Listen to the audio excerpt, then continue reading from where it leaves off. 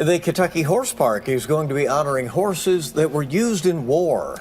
Annie Martin and Doug Carter are here to tell us more about it. And we do thank you very much for coming in here on a Friday. Thanks for having us. Yeah.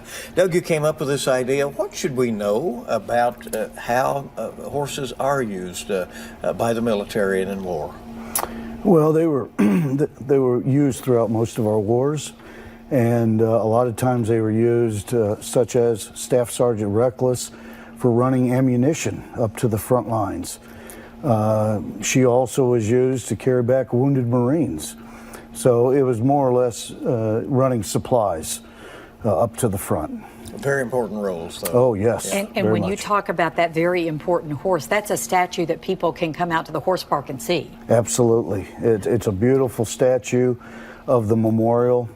And she was an amazing horse. Annie, tell us about the event. What can people expect and what time does it start and all? So we are hosting the event on Sunday, November 10th at 2 o'clock. All active, retired, and veterans, as well as their family, can get in free to the event.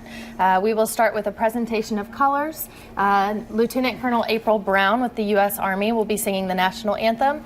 Then Doug's going to tell the story about Sergeant Reckless and the incredible history that she has in the Korean War, as well as other horses that were used in war and some of their stories.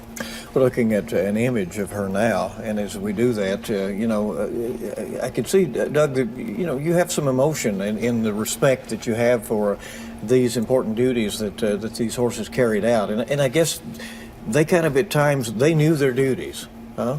Oh, absolutely, and she was just amazing.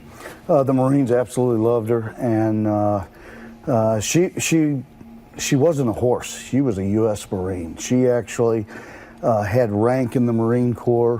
One thing I like to share is the Commandant of the Marine Corps advanced her in rank in 1959 to Staff Sergeant. So she was just an incredible horse. She even learned how to crawl underneath barbed wire if there were. If she was in the open field and rounds were firing overhead, she was taught to lay down during fire.